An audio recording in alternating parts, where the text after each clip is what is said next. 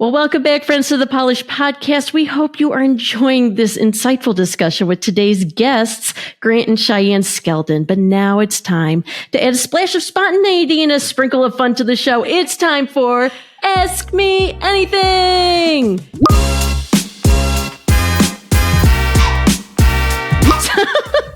So, Grant and Cheyanne, here is how Ask Me Anything works. We're about to uncover the people behind the profession, the quirks behind your expertise. I have received 3 questions from one of our previous podcast guests, and your mission, should you choose to accept it, is to answer these questions so we can have a deeper insight into who you are. Are you both game for this challenge? I'm ready. Bring it on. You guys are going to be able to handle it. A lot of podcast guests come on and they're like, I'm really nervous about this. And I'm like, I promise you can handle it. It's fine. I'm excited. You should be curious now, Jane. Not sure where we're going, but I'm on for the roller coaster ride. Let's do it. Oh my gosh. Well, maybe I overhyped it, but yeah, I don't know. Anyway. Today's questions were curated by Deborah Grandison. She is going to be an episode for December. I believe this episode airs in September. Anyway, so she's going to be a December episode, but she is the owner and founder of She Speaks from a Joyful Heart LLC. She's a patient advocate for those who are struggling with heart disease. She is a wonderful woman. Like I just am so encouraged by the work that she does. She's a poet, she's a writer, she's a speaker, all the things. So to kick things off, her first question. Having a leadership role puts you in a position of working with a lot of different personalities. How do you prepare for a difficult conversation with a negative person? That really is such a great question. And I think anytime that I'm trying to intentionally engage with someone who maybe has that tendency to be a bit more cynical, critical, negative, whatever it may be. Mm-hmm. And this has been a lot of, again, failing forward over the last 10 plus years of different roles and leadership and then just in life, I think. But what I've found helpful for me is trying to appreciate what they may be trying to say. Like trying to look past the tone and pay attention to, okay, what is the heart? What is the central thing that they're trying to communicate? Because maybe they're seeing something that's important for me to be aware of. For example, if I'm bringing this idea of a project and I feel really excited and I'm bringing it to a coworker for their feedback and they kind of tear it to shreds, like that could leave me feeling really deflated and discouraged and kind of frustrated because why didn't you think my idea was great? It's my idea. Of course right. It's great. How dare you not agree with me? But trying to parse out where I can the value in what there may be poking holes at. Because it's very rare that I'm ever going to come up with anything, especially if I'm bringing the proposal and I'm the only one who's thought about or noodled on it so far. They may have a really valuable perspective.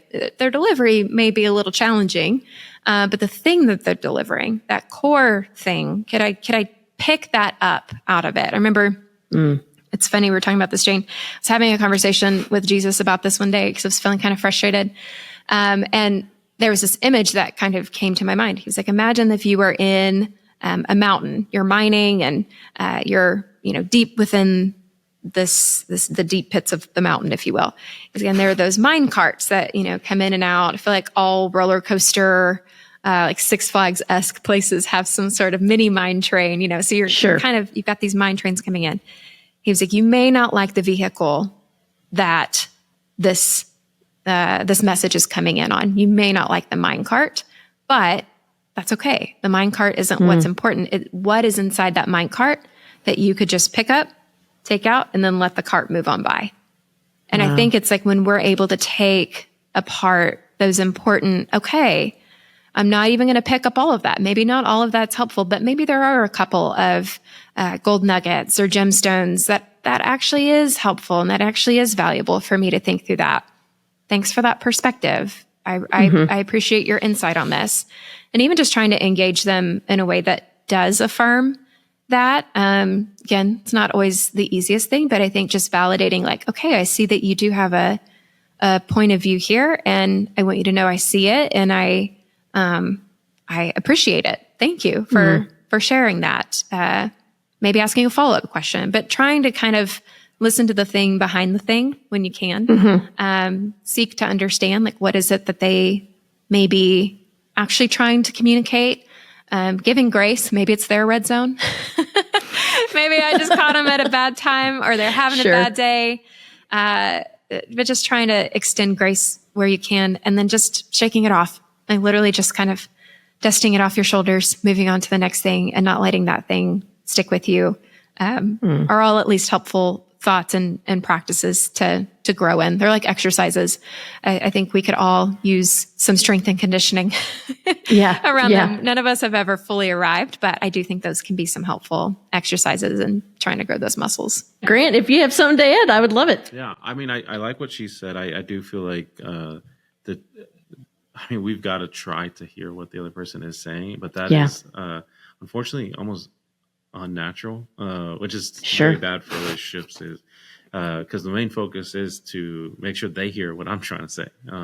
And we of course see this in marriage. We got the privilege to be with Emerson Eggerichs recently, who wrote Love and Respect, and he was kind of talking to both of us, and he said something about, most times it's good intentioned people, but they're so focused on like, hey, hear what I'm saying, and they're like, they got good intentions too, but they're saying, but hear what I'm saying. And then the other person's like, but hear what I'm saying. And it's just a lot of kind of going back and forth. Of, but hear what I'm saying. I don't feel like you're hearing what I'm saying. And so why there's probably kind of conflicts that you keep stepping on over and over and over again. Cause it's like, hey, they could, you just trying to make sure they hear what you said. And so really us trying to repeat, this is what I hear you saying. And this is what he would say, like, look for all the good can, affirm all the good you can. Like, here's the good I see. Billy Graham had a quote, something to the effect of allow every critic to potentially become a coach. And it's not that every critic gets full right and everything they say is right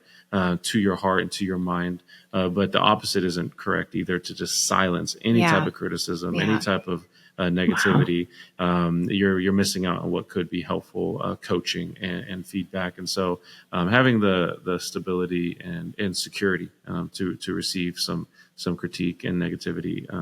And sometimes I would say, we were just talking about this, is sometimes negativity is a sign that they care too, especially if it's within a business, an organization. I kind of like sometimes when someone, as long as they are negative and then they bring a solution. I often say to young people, you can't critique unless you create. If you just critique, that's problematic. Like, if I just wanted to listen to people's critiques, I'd go watch movies a lot, because every commercial, you're going to hear a lot of people that have never made a movie, a commercial, or nothing tell you about how a movie is good or isn't going to be good or all bad, and they've never directed anything. You get a lot of critiques when you're watching the commercials. I'm looking for people that actually, I saw this, I like this, I think we could do this, like giving some type of plan. And then lastly, that on a practical sense, I think that's very helpful. On a heart posture, probably the most helpful thing for me is if I really have tension with someone, it's funny that they become a part of this list, but they really join my prayer list. And I try to pray sincere prayers that I would want, like, my dad to pray for me, or my mom to pray for me, because a mom and a dad really knows your story, and they really think about, hey, I know they're expressing themselves in this way that's negative, or they're doing this or doing that, but I also know where that's coming from, and there's some hurt that's creating that, and they pray for the deeper thing behind the thing, or like the underbelly problems, and trying to pray, if I was in his shoes or I was in her shoes, just, God, can you heal some of that or help some of that? And it gives me grace generally for that person. The more I pray for them, I actually think it was a trick by God when he asked us to pray for our enemies. And I say that facetiously, but he wasn't trying to give us a formula on how to help our enemies get better. He was trying to get us better, because the more I've prayed for anyone who is an enemy of me or I have tension with, the more my heart has softened towards them. Leonard Ravenhill has a quote, something to the effect of how he's never continued to pray for someone who he's continued to dislike. Usually the more you pray for someone, the more you like that person, or at least have a compassion and a grace for that person. And so that I think helps also when you're going in. You're like, hey, I really try to think about what it's like in your shoes. I'm trying to hear what you're saying. And also, I want you to hear what I'm saying too. I love that. Fantastic answers, both of you. I love it. I love it. I love it. Deborah's second question is, when you need a little dose of encouragement and nobody else is around, what do you do to encourage yourself? Oh, I like this question. I cuddle with my cats. I love that. But for real, I do think for me, nature, whether that's in the form of our two very sweet fur babies, or just taking a step outside, getting some fresh air, being around things that do not require me to grow. A lot of times my discouragement can be rooted in my lack of ability to make things happen, or things going the way I want them to, or this just didn't play out the way that I had just even hoped. And so getting out and just remembering like, okay, that is real. And there's also this truth out there that not everything requires me. Like all of these trees out here, this grass, this beautiful nature I'm around, it required nothing of me, and it is being fully tended to. And, that just tends to kind of encourage my personal spirit and lift my head a bit when I'm feeling a bit down in the dumps, and usually, quite frankly, sorry for myself. So, no, I love it. I love it. What about you, Grant? It's good. I don't know if I have good answers on that one. I think because I do think I have good things that work for me. I think, but I feel like getting encouraged is such a there's certain things about our relationship with God that's so personal. I wish someone would kind of do a study on that. Like certain people connect with outside of the word and prayer, which is generally what people say when you have a problem. It's like, you got this problem, you should get in the word, or let us pray. And those things are some of the most powerful things for sure you can do. There are these, I don't know if they're extracurricular ways to connect with God that it doesn't work for everyone. Like for me, the mountains is not the most connective place, where I've seen people in awe of God. While for me, being in the city actually really gets my heart on fire for God and for people and his mission. And so I would say, nature, going on a walk does that. Lately, as I think I'm getting older, maybe listening and not even praying to God, in the sense that I'm doing more listening prayers. Probably the verse that's always helped me no matter what season is Ephesians 4:1, walk in a manner worthy of the calling in which you've been called. And that verse usually is very helpful in resetting, because no matter how discouraged I am, I usually am like, am I trying to, or can I at least walk in the manner worthy of what he's called me to do? Because we get discouraged a lot, usually through comparison. It's we're looking at other friends who are running in their calling, and they're doing all this other stuff, and or where we wish we could be or we thought we would be.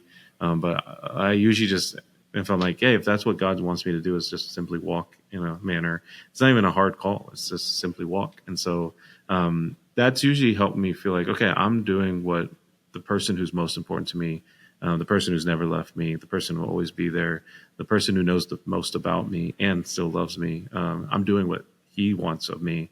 And that's very sobering, and allows me to kind of go back into, it's almost like I think of a George Bailey almost kind of moment. If you know It's a Wonderful Life, this guy goes back to all the same problems that he had before, but that dude has a different spirit and a different posture and attitude about it. In fact, he's going back to going to jail. That is what he's going back to, and he's happy about it. Because it really shows, and we know experience this, where you can talk to God, or really he talks to you, and you go back to the same circumstances that you were praying for him to help you out of, but you're able to go back to it with a different spirit. And that's been most frequent for me, where I get encouraged. Yeah, that's really good and very true. You do that a lot. Yeah. Well, that's awesome. Well, my final question for you, and this is more of like a trivia question. It'll be interesting. I think you can handle it, but Deborah's episode is about leading joyfully. Okay. So she was really leading into this idea of joy with this. So she says, there are 9 fruits of the Spirit. One is joy. Can you name the others? Yes. This is like early growing up in church, the songs that we would sing and things we would Yep, learn. Exactly.